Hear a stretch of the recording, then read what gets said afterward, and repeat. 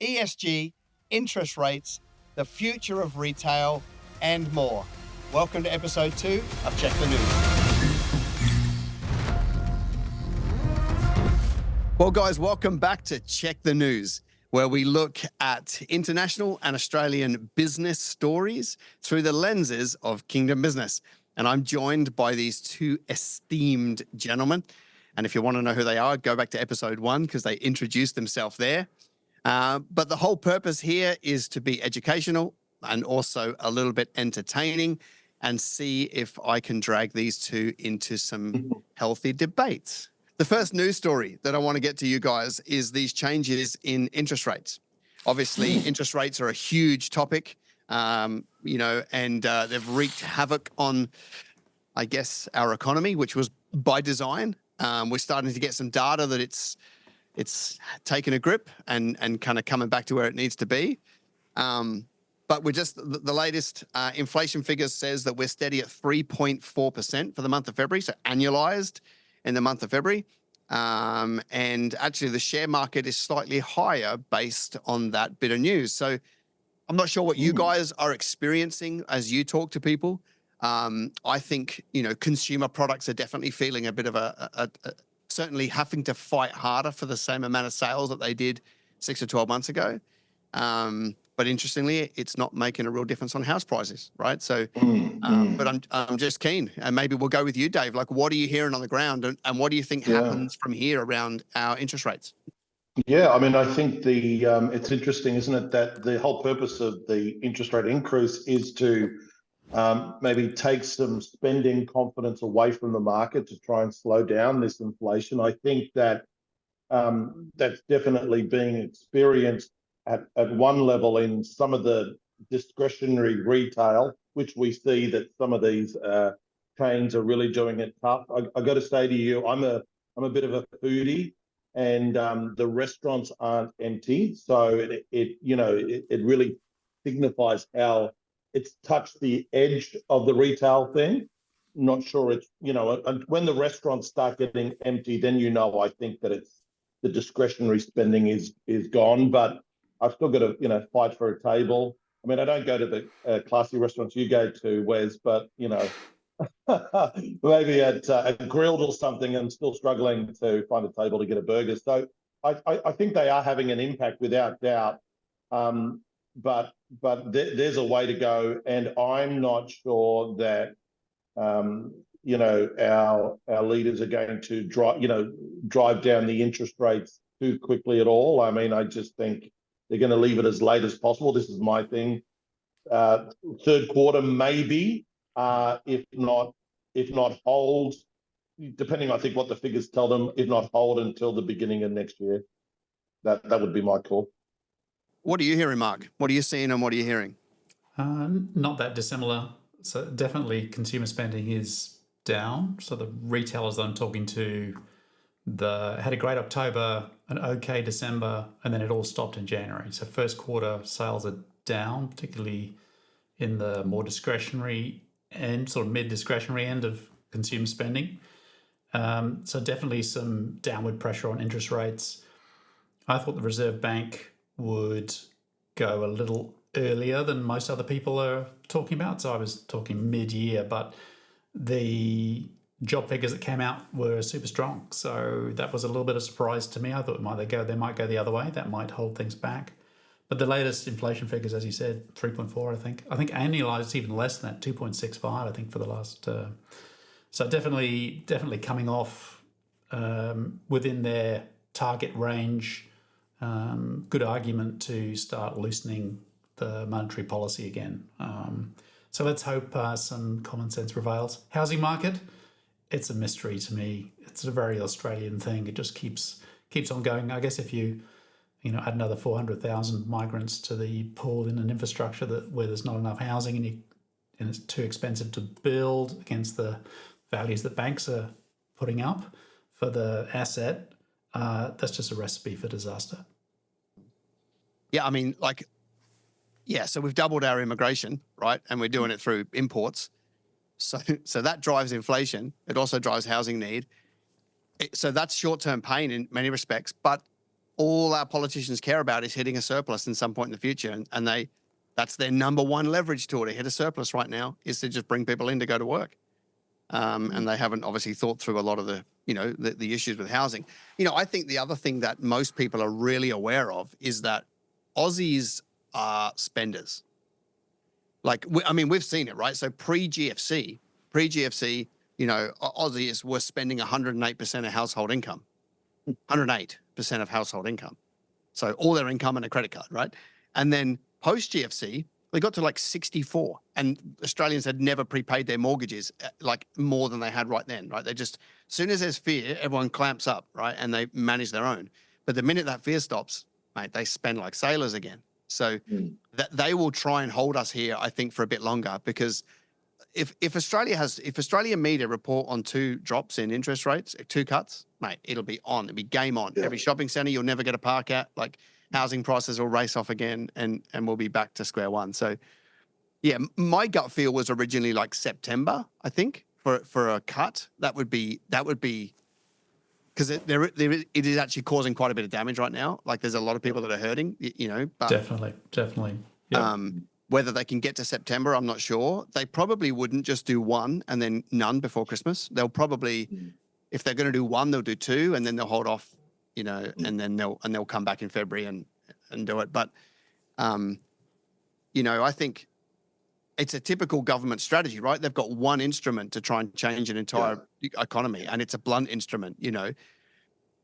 Remember our RBA governor in his wisdom said there won't be an interest rate rise till 2024, and then did 11 before the end of 2023. So, it's interesting. But I guess what are the opportunities now, right? So somebody's listening to this, they're in business, inflation's coming down, but it still hurts. What decisions should somebody be making right now that are counterculture? What are the opportunities that find themselves right now? You guys got any thoughts on that? I think as maybe, I don't know, maybe I heard you say it once, or if not, but Warren Buffett says that, when the water goes out, when the tide goes out, you know who's naked, and I think one of the, while it's a challenge to trade through a time in business where, interest rates are high and all the rest, what it does do though, I think it sharpens us. And so there's an opportunity here, because sometimes what can happen is the cash flow is coming in thick and fast in the business, and you begin to make really foolish decisions because you're not challenging expenses. You're just like, hey, but when you trade and build business through maybe a time or a season where it's not quite as flush, I think what it does is it helps you to stay really honest and really clear. You've got to be across your numbers. Where is the spending going on? Where is the best deal to make sure that you're not burning the cash because you just don't have that liberty of credit. It's too expensive to run in your business. I think it keeps us honest to some degree. Yeah, I agree, David. I think it's an opportunity to concentrate and really get sharp on presenting a clear point of difference and engaging. I mean, a lot of companies will just start cutting costs and go and find a quiet corner, which becomes self-fulfilling. So I think there is opportunities to take market share during a downturn where still marketing, still going after new business, and there's less people doing that when things are a bit tough, so that there's an opportunity. And if you're particularly if you're a small operator, if you've got competitors, you've got opportunity to grow. So there's that. You're not necessarily moved by the larger market forces, but it can become self-fulfilling if you have that mindset. Conserving resources and being really careful about how you manage cash in particular becomes important. And staying connected to your team. I think when pressure is on, those iteration cycles of connecting and communicating with your team need to become shorter. People need just a bit more reassurance, a bit more connection. And say if you're meeting with someone monthly, it's probably weekly. If you're meeting them in the weekly, it's probably a daily check-in. Like they just need a little bit more connection and commitment. Mark, are you seeing anything in the acquisition space? Because I'm seeing that there's a lot of activity for small businesses. Because I actually think counterculturally, now is a great time to go and start buying other businesses because the amount of buyers has dropped off. The deals that you can do are better. Yeah. You know, I mean, even in real estate, right? I'm buying real estate and people say that's crazy. Interest rates are high. Yeah, but I'm able to negotiate a big chunk off because I'm the only one at the table. So yeah, sure, I might pay a higher interest rate for the next 12 to, 18 months. But I've got more than that extra payment off the purchase price, but on day one because people are scared. And it's the same, I'm helping a few people do acquisitions, and it's like if you're cashed up and you can put deposits down and you've got borrowing capacity because you're healthy, because you didn't blow all your money in the good times, you can go and buy a competitor now. And I'm seeing that there's a fair bit of that activity taking place. Yeah, capital's hard to find at the moment. A lot of conservative capital out there. I did a session with a whole bunch of entrepreneurs the other day, sort of mid-sized entrepreneurs, sort of B series, and they were all bemoaning the fact that capital requirements are becoming quite large. You've got to start making money as well as grow, and so it is. I think the countercultural argument is definitely valid. Some people would say I was contrarian, but I'd have to disagree. There is an opportunity when everyone else is running away to engage, and that applies to capital and acquisitions as much as anything else. But even down to vendor finance deals, like we're helping a little business that runs a $250,000 a year business acquire somebody else that does $250,000 a year, and because the environment is making it hard for them to operate, but put the two businesses together and you get small economies of scale. It's a full vendor finance deal because they just want out. There is no capital required in these markets. Yep. And like it's a tiny deal, but it doubles the size of their business in one signing of a document, And I think there's a lot of that around if you can get past the news headlines that the world's falling apart. Yeah. There's a couple other factors I think that are coming to play in this season as well. One is the generation transition. Baby boomers retiring, their kids don't necessarily want to take over the business, and they just want to get out. So I think there's a bunch of that going on. And COVID clarified a lot of people's thinking. They had time to think, and maybe what they're doing is not what they want to do, and they want to get out of the business. And those that went through a really tough time, they just want to go and do something else. So I think there's a couple of opportunities there that are causing this availability of businesses and assets to buy. All right, let's change topics and let's do a fun one. Right. Okay. Headline says man sends incredible response to boss who tried to cancel his annual leave. Right. And so it goes a little bit like this. Right. So team member gets an SMS from his boss, says, "Hi, Noel, Jenny's resigned, so we need to cancel your leave next week. All hands on deck while we try and replace her. We can push back a few months. I've advised HR. It's now changed for you. Appreciate your understanding." Right. So like like we're talking about some great leadership skills here, right?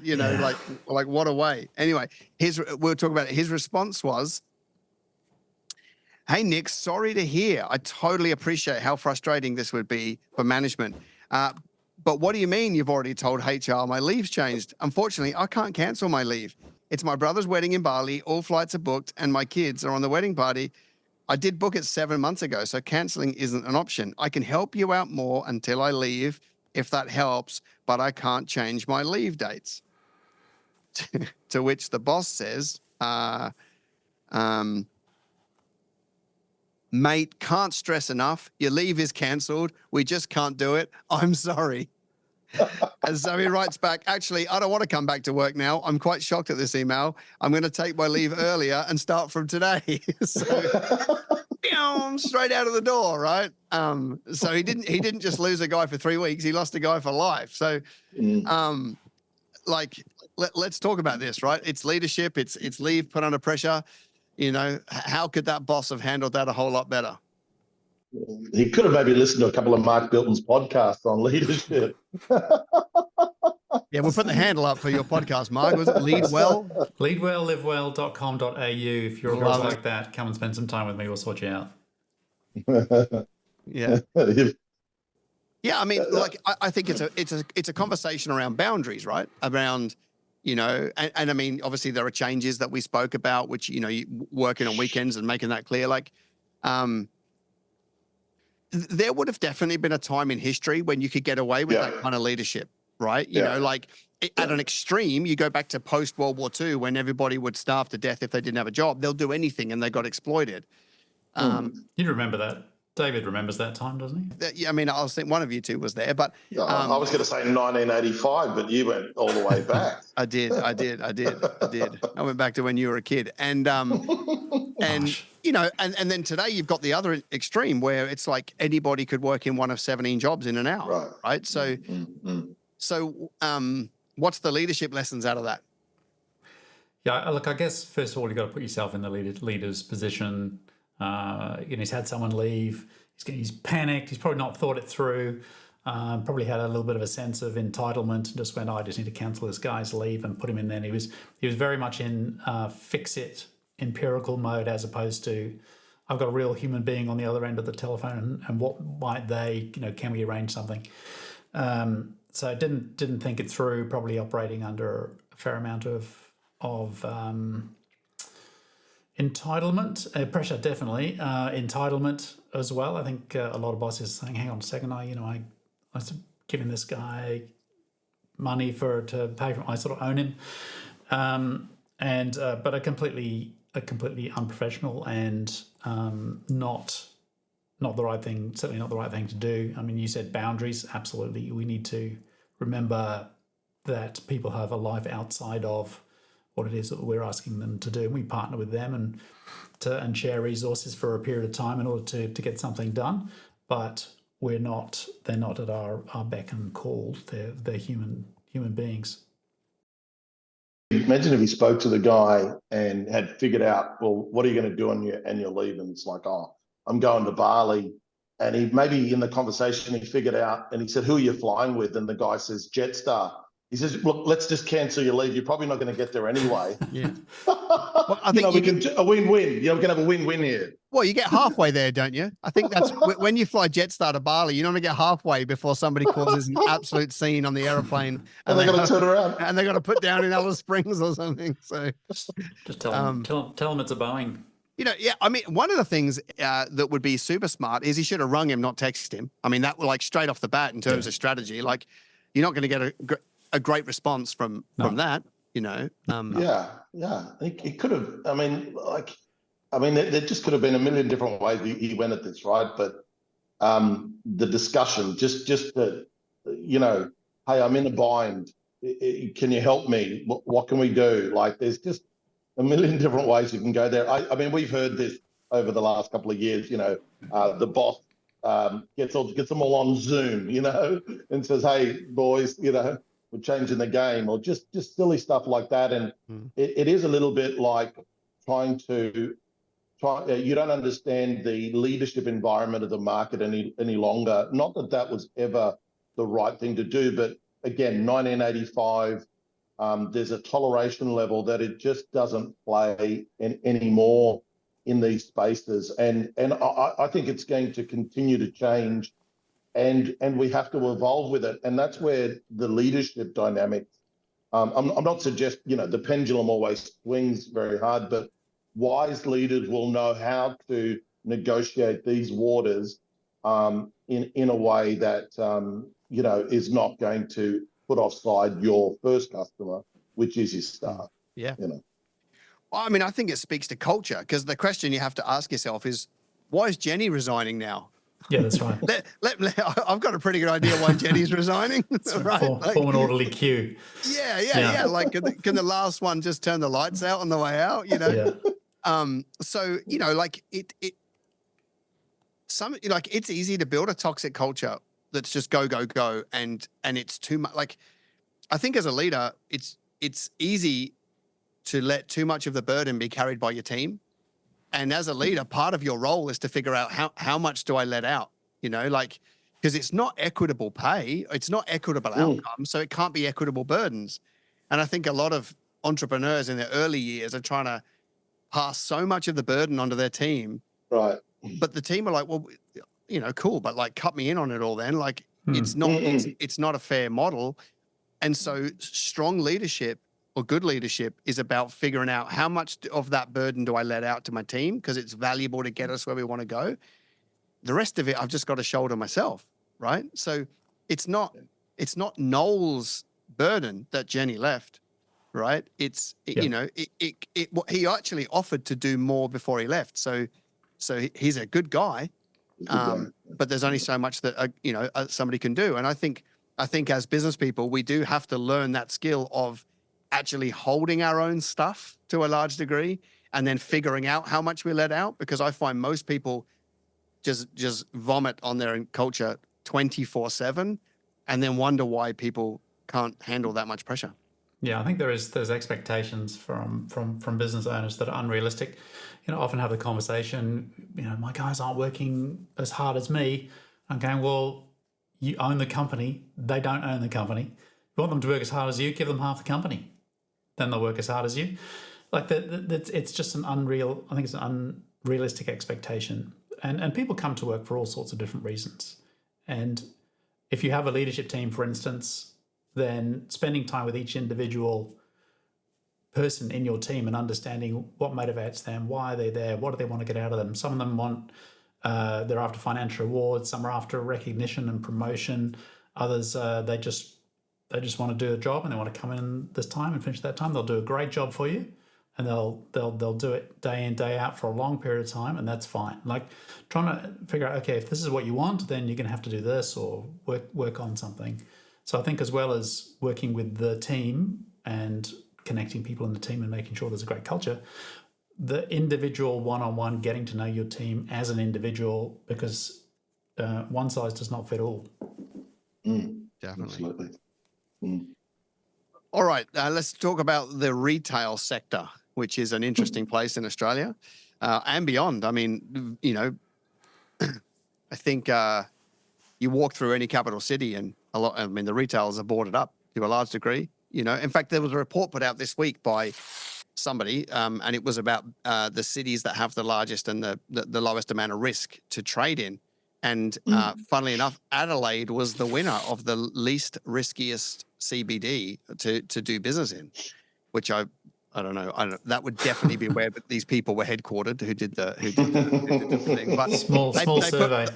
They put Brisbane as last. And then surprisingly Melbourne. I'm like, it's not a surprise. It was literally shut down. Like, of course it was going to bounce back, right? But looking at retail has changed obviously so much. And so Solomon Lew, who owns Premier Investments, which is some of our largest brands, they've got the two big ones. They've got Smiggle and they've got Peter Alexander. But they also have a bunch of other, generic high street brands as well. And they are one of the few really good performers in Australia. And they've taken their business, their two brands, around the world. And then so if you take them and then you take another example would be Lovisa, which is the real low-end jewelry chain that, have become $1 billion company by opening 800 stores around the world, with the average product retailing at, I don't know, like what, $4, $6? Like it's like ultra cheap jewelry. So, a lot of people are buying jewelry there every single week because it's that cheap, like it's massive volume. But one of the interesting things that Solomon wants to do for Premier Investments is spin out his two most profitable brands. He wants to spin out Peter Alexander and he wants to spin out Smiggle and leave the rest. And to me, it's a bit of a sign of the times.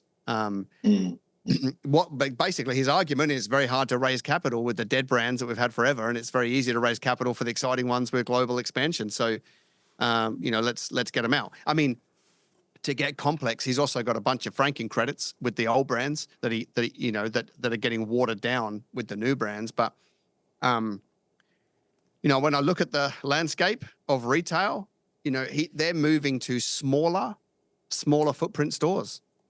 Yeah. Right. Yeah. And I'd be keen to know from you two what you think about this. But Myer is on by a thread. David Jones is hanging on by a thread. They've sold most of their assets to stay alive over the last 10 years. What's going to happen with big box stores and the trend to small stores, I think is a really interesting way to go. And if you look at Smiggle, I mean, in terms of they're the smallest shops, right? Little kids, pens and pencils and pencil cases and stuff. Smallest footprint and the highest dollars, right, of nearly any retailer. So if you're a retailer out there, what are the lessons? What are you guys seeing out there from a retail space? I mean, I started in my early 20s. I was involved in the retail sector, and I every time I go to a shopping center, I look at those dear people behind those counters, and I really feel, I just go, oh man, this is really hard to watch. You've got some of these brands, these online, Shein and Temu, Alibaba, of course, eBay, Amazon. Like, the writing is on the wall of a major transition. Myer and DJs, it's. I walk in and I think dinosaurs. The only reason I would walk into a DJ's is so that I can have a look, maybe because I'm bored. I'll have a look at some of the Ralph Lauren section. I'm not going to buy it at DJ's. I'm going to buy it online because I'm going to get a better deal. It's just going to work out that way. So I think it's an industry that has been in transition, is going to continue to transition, and is going to have to move away from this thought of just selling a product. It's going to have to answer the experience dimension, because one of the terrible things about my beef here with Myer and DJ's, the horrible experience walking into any of those. It's not enjoyable. Like, there's nothing. There's so much that they could do, I think, with tech and like just the whole experience, the training of their staff a different way. So I think this industry is going to continue to shape and transition dramatically. I just think we have a whole different reality in 2030 in this space. What do you think, Mark? Got 100 things going around in my head. I'm just trying to pick the best ones. It's such an interesting space, and I agree with you, David. It's definitely in transition, and has been for quite some time with the growth of online. We're relatively low adopters, although we're catching up. Generationally, older people as well. I'm the last baby boomer, so I might class myself in that category. I've been late adopters, but are now adopting well. So there's still a transition there, I think. And I also agree with what you're saying around transactional versus experiential. So the people will transact online, but they'll want experience in store. A lot of brands, I think, have evolved. They were bricks and mortar, and then they've gone, oh, everyone's buying online, let's do that. Give that to the 12-year-olds, give them pizza and Red Bull and let them figure it out. Now they're having to bring that in and get a true omni experience, because as consumers, we don't care. Like, we want to go in store and order it on a kiosk or get it delivered or click and collect.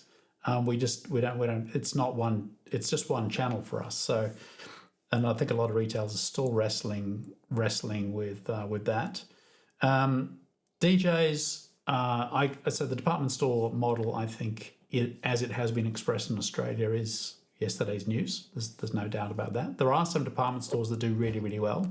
So there's N in Stockholm, and they're basically a real estate play with a marketing hub. So they'll advertise it, they'll have events, and every bag that goes out of there has got an N on it. Like, there's a super brand experiential piece to it, and they do really, really well. So there are models out there that work.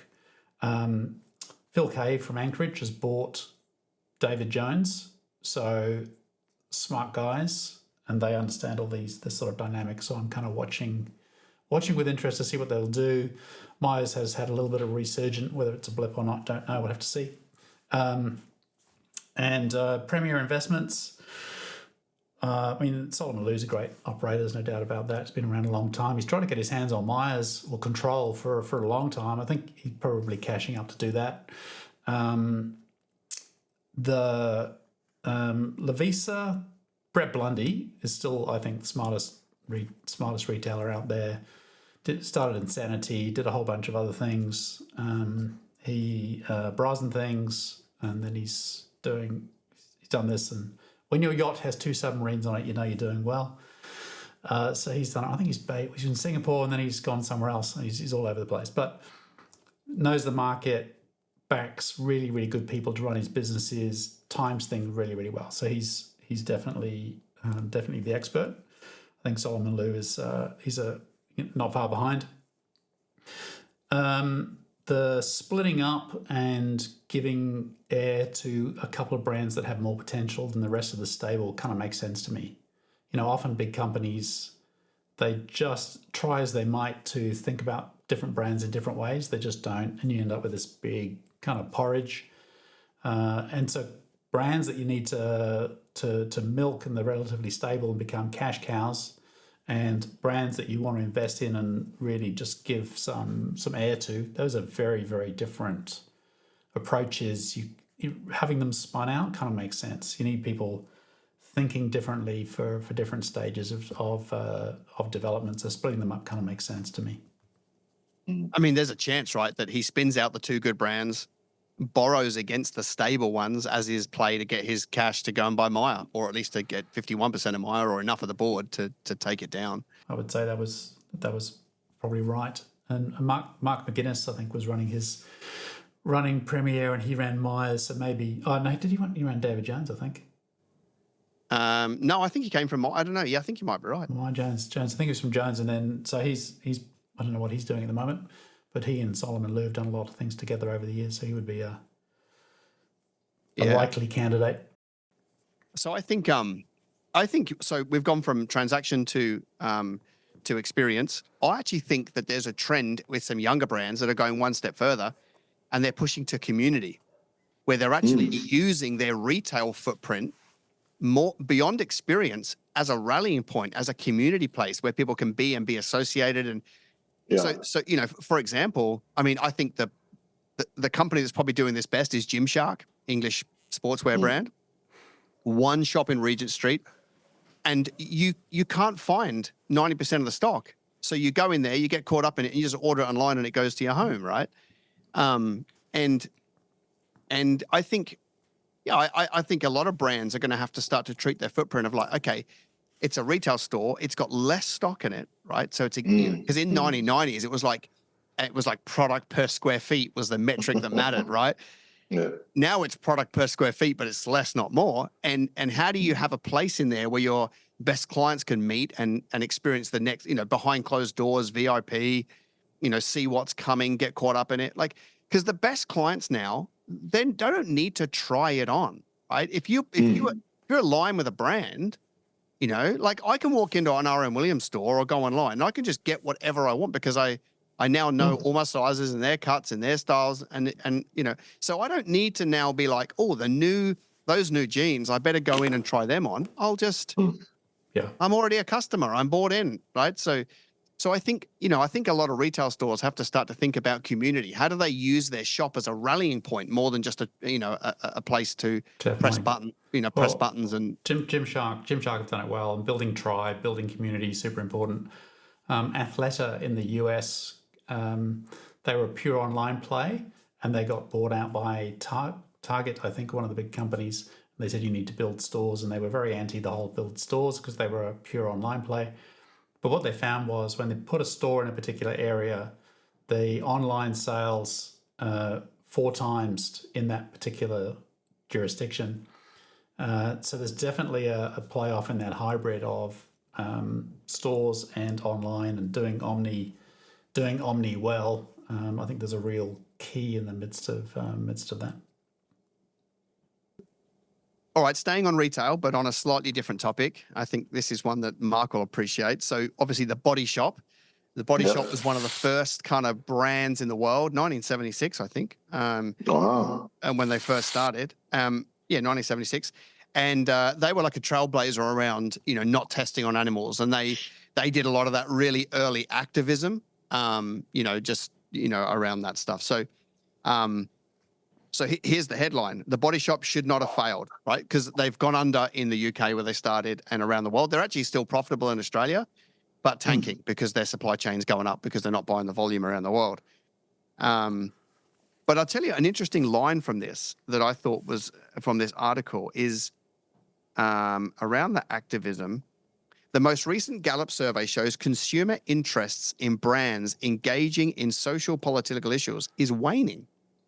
Yeah. People have had a gutful with businesses that are pontificating, or grandstanding around certain issues.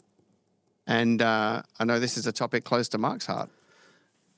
It is. And I'm slightly conflicted because if you look at Bud Light, obvious fail, right? Just, I don't know what they were thinking, but take your target audience, and if you want to annoy the heck out of them completely, do what they did. Like, it's just madness. So when it goes wrong, it goes seriously wrong. I do have an issue with large companies, particularly publicly owned companies, making a stand on a divisive social issue, because you're alienating a whole bunch of your stakeholders, and you're picking sides, and you're causing friction. And I'm not sure that's the most constructive way to engage with your stakeholders. So Qantas and the gay rights, the marriage piece, or the way that they politicized that whole thing, would have made a lot of people inside that organization very uncomfortable. And I'm not sure those kind of social issues. ESG in its broader sense, as far as recognizing that it's not all about, close your ears, Wes, it's not all about making money for shareholders, that there's broader stakeholders, including the planet, the environment, partnering with team and with suppliers, and wherever we find ourselves as businesses, there is some responsibility for the ecosystem that we find ourselves in the broader sense. So my daughter actually writes ESG policies and is a B Corp consultant. So shout out to Peter Bilton, Known Impact. If you want to get involved in this kind of stuff, a little plug for her. But it is in ascendancy. I think what you're seeing is a backlash against the big, obvious social issue things. You are dealing with a generation that is more aware. This ultimately will be adopted by business if and when it's important to consumers. That's the driver. So you can do whatever legislation you like, and you can do whatever you like. If consumers aren't interested, businesses won't be interested. If it becomes part of the consumer's way of deciding what and how they're going to buy, then absolutely businesses will adopt it. So you have this odd dichotomy at the moment where my thinking is that consumers are moving down that track. I think legislators are moving down that track. Industry is kind of caught in this middle piece. So early adopters that do it well in the right way and understand their tribe and communicate it well and genuinely do the right thing without becoming obsessive around a particular cause, I think will do quite well.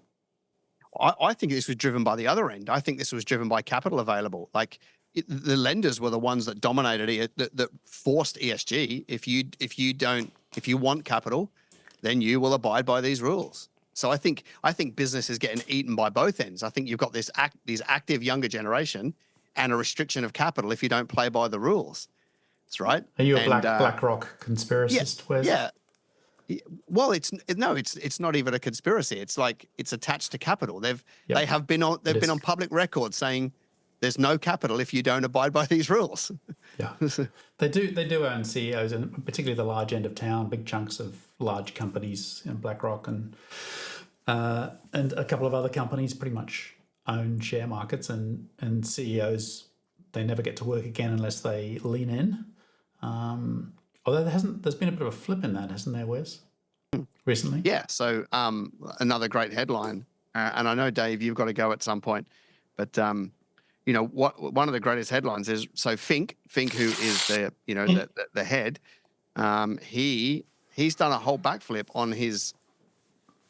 I guess it's not ESG because ESG is broader than this, but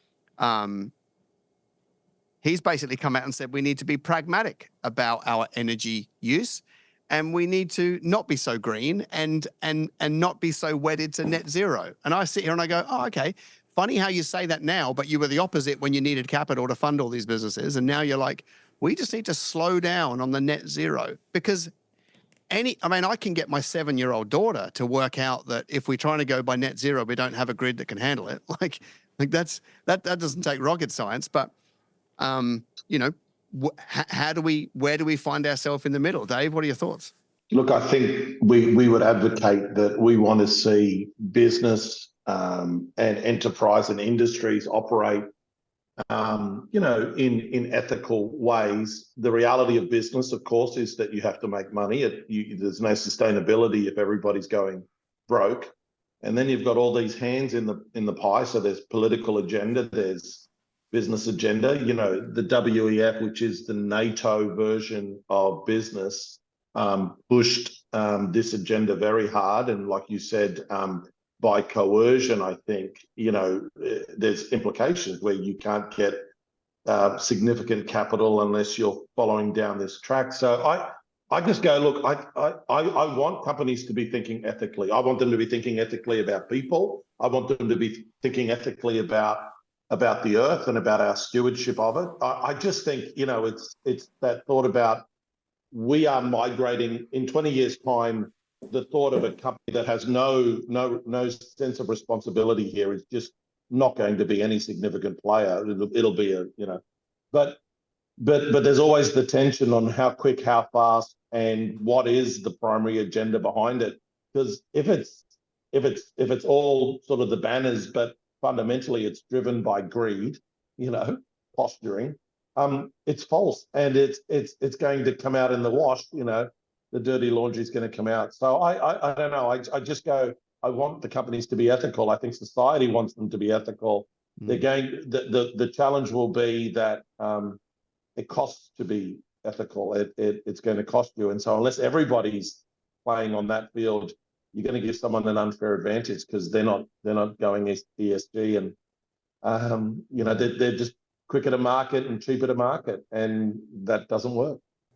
Like, I don't think there's anybody on the planet that would think like I think everybody knows that business should be good for people and good for planet. Like I think that's everybody. It then becomes, how do we get there, right? And the whole net zero concept was really good for 2 political terms to get people in power, but they knew for sure it was never going to work.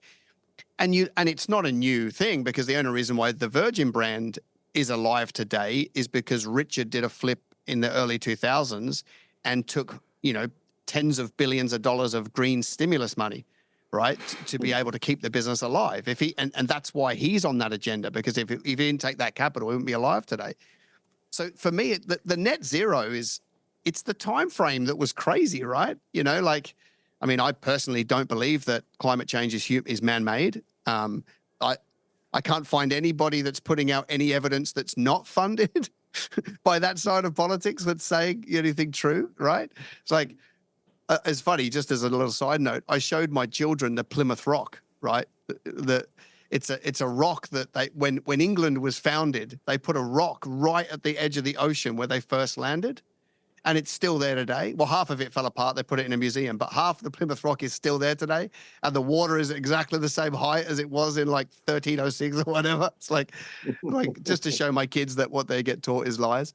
And, from a business perspective though, right? And this is, I guess, more of the question, right? We'll leave the politics to the liars around the world.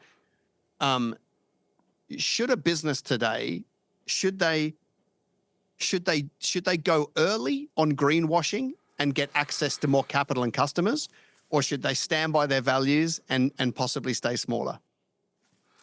I think it's an interesting question, because your natural answer is stand by your values, because I think it's a Christian principle, right? Like we need to stand by the values that we have.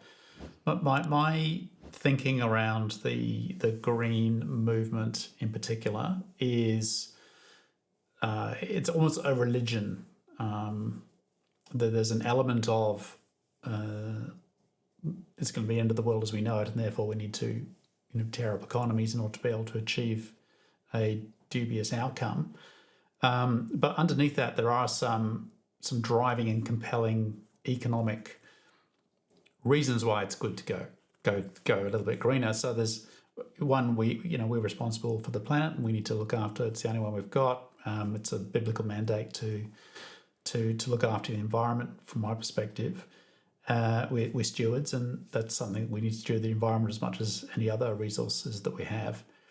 The economic benefit of going solar, wind, and some of these things, it's actually crossed the threshold where the technology and the ability to build it and the capital required and the payback periods are actually purely commercial in their own right, unsubsidized.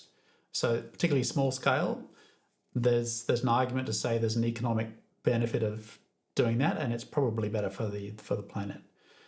The wholesale, let's do it all tomorrow and stop doing everything that we're doing, is just going to cause economic mayhem. But there is, I think, a need to transition to new technologies over time that are better for the planet. But whereas I think, is there some man-made impact on the environment? I think probably it's small, and Shakespeare talks about growing oranges in his time in London. So, it's been warmer, it's been colder, and we've all adapted. I don't think the consequences of what we do makes sense given the scale of what we do and sort of how we do it. So I'm not sure the equation quite works. It's raining where I am at the moment, and they told me it wasn't going to rain. So weather forecasters at the best of times, yeah, that's right. That's right. So weather forecasts, economists were made to make weather forecasters look good, but even so, it's hard to predict next week, let alone what's the impact in 20 years. So in principle, should we be doing more for the environment? Yes. Are there some economic benefits in doing so? Probably now. I think the technology is, because of all the emphasis on these things, there is some good stuff happening there, and we should adopt where we can. But you don't throw out, close down clean coal power stations and then pull it all out of China because it's, there's different legislation. Like there's a whole bunch of madness going on in the midst of it. Yeah, and America, interestingly enough, have quantified their economic cost to get net zero by 2030, and they've costed it at 50 trillion. And so the estimate for the globe is it's going to cost 500 trillion to hit a net zero target by 2030. So we are going to bankrupt the world to hit a target we don't even know makes a difference. I mean, so Al Gore was the first one to put out the DVD, right? The Inconvenient Truth. I wonder whether he sits there at night thinking, oh man, I only wanted to make a few $million from a scam. I didn't expect to destroy the planet, right? From one DVD, right? Or whether he just doesn't care and he's getting more than he ever bargained for. I don't know. But when I come back to the small business sector, I think, the question still remains for me.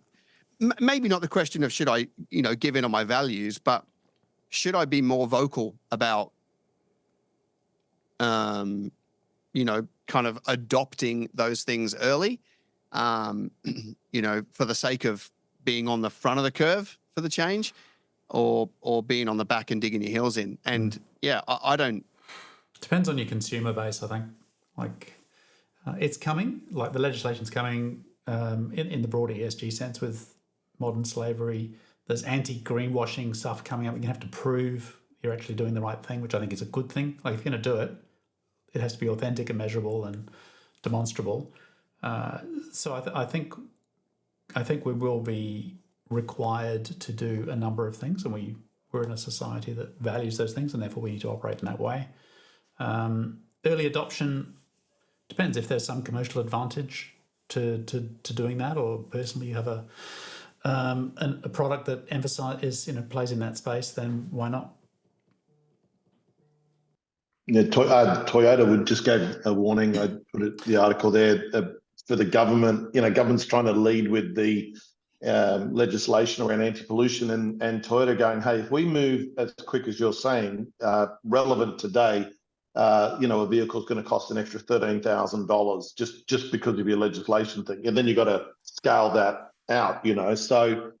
That's the wrestle, right? Between we're going there, the market needs to speak to the politicians need to speak to the market, but we can't bankrupt everything in the midst of it, which is where some of Wes's thoughts there. You can't bankrupt the system, on a philosophy, even if it's the right one. You're going to have to walk to it. But there does seem some common sense coming out, right? So you got Fink backflipping on his stuff, right? Which is great, because being what's their total asset base now? So 15 trillion of assets under management. They're the 800-pound gorilla that everybody listens to. So that might bring some common sense. You've obviously got the UAE, who, after being the biggest polluter in the world, are now the forefront of ESG. Work that out. But I think it's Hertz Rental Cars that came out and said we've cancelled half of our fleet of EVs because we can't get a return on them, right? And then you're seeing a few other people come out and say our grid's not going to be able to handle the plan. So I think we might actually see a bit of a calming down of the nonsense over the next 5 years as people realize that 2030 net zero is impossible. A lot of car brands are changing their designs and pulling back from having a full fleet of EVs and stuff like that. So they're going to ban your truck, Wes. Yeah, hopefully with a bit of luck, we can get rid of the EV blip on the radar for giant cars. American thing that you drive. And we can go back to having cars that actually have engines, right? And You'll have to get Elon to get you one of his trucks, mate, on the battery. Yeah. No, the side truck. I'm all right. No, You're right. I'll be pushing back on the electric car thing for as long as I possibly can. I've actually got a client in Hungary that's been contracted to work on a fully electric airport in Germany to build the infrastructure. So I said to him, "What do you mean fully electric?" He said, "Every plane will be battery operated, no fuel." Man, I don't know if I'd jump in that plane. I'd be like, Especially if Apple make them, I'm definitely not going in it. You have to recharge their phones 6 times a day. So reboot at 30,000 feet. Yeah, it's like another big plane comes along, does it? It just plugs itself in. Anyway, it's very cynical. Very cynical. Listen, I think Jesus is coming back. Right, if I be totally honest. Before we get to that point, I think Jesus is going to come back. We've been wrong for 2,000 years, Wes. Come on. Write a book, mate. Yeah. we need to engage with society. If Jesus comes back tomorrow, that's good. But meanwhile, let's get busy. Yeah. Gentlemen, it's been good to chat. I wouldn't mind hearing from our listeners. What are some other topics that you would like to hear about? There's a whole world of news out there, some good, some bad, some indifferent. And we want to make sure we tailor these conversations to you. So hit us up in the comments. Let us know, what are some topics that you want to hear about? Retail, small business, large business, capital raising. What are some things that we can chase down headlines and give our 2 cents on? Gentlemen, it's been great catching up, and we will do it again. You're a blessing. Always a pleasure. Thanks, Wes. Great to see you, David. Looking forward to doing it again. See you, boys. See you. We'll be back with Check the News next month.